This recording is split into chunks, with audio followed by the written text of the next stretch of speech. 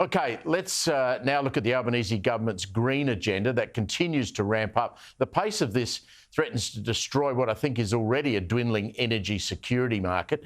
Today, the Energy and Climate Change Minister, Chris Bowen, now I think Chris Bowen's dangerous, announced that emissions from farms, buildings, waste dumps and passenger vehicles will be subject to, quote, aggressive national reduction targets.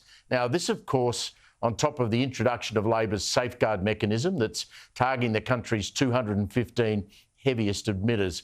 Joining me to discuss this is the Australian's Environment Editor, Graham Lloyd. Graham, great to catch up again. Can you explain to me and to those watching what the targeting of emissions from farms, buildings, waste dumps and vehicles means for average Australians watching us tonight? Oh, hi, good evening, Steve.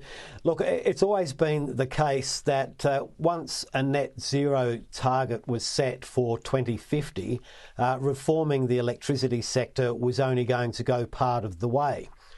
So there needs to be reductions right across the board. And this is something that Australia has a responsibility to report to the United Nations process under the Paris Agreement.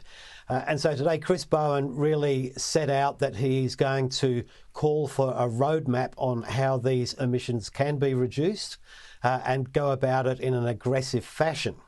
What this means for everybody is that the way that they have been doing things will likely change dramatically. This includes the sort of cars they drive, the sort of houses they live in, and the way businesses and other things operate around them.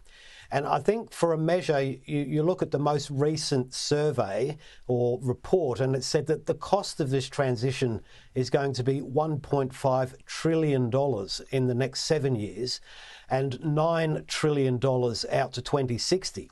So that money is all going to be spent reforming things that we do.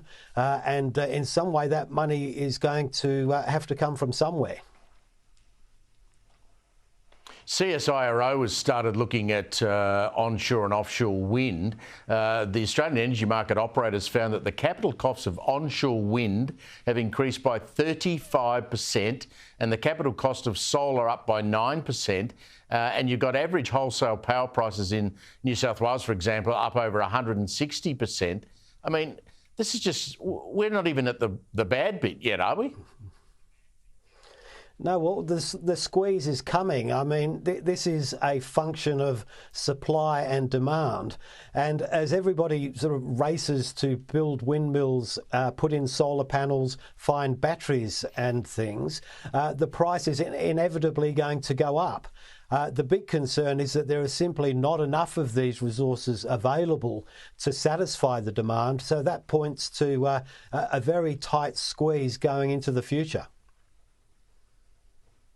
And Graham, we look at all these big projects. I mean, you've got Snowy 2.0, which is over time and over budget. I note today Alinta has been forced to alter its plans for this huge offshore wind farm off the Victorian coast. I think it's down near Portland after Chris Bowen excluded that whole region where Alinta had proposed to develop the project, and his decision following opposition from Indigenous groups who claim spiritual connections to the region. I mean, it's well and good, isn't it, Graham, to be saying, OK, we've got a big coastline and we can build all of these offshore wind machines, but getting the planning for them and getting locals to agree to it's a completely other thing. Yes, it certainly is. And there's been protests about these things onshore. Now we're proposing offshore as a solution. And all along the coast, there are various protest groups. Now, this wind project in particular is, this is interesting because it was slated to replace the coal-fired energy that's currently supplying the Portland aluminium smelter.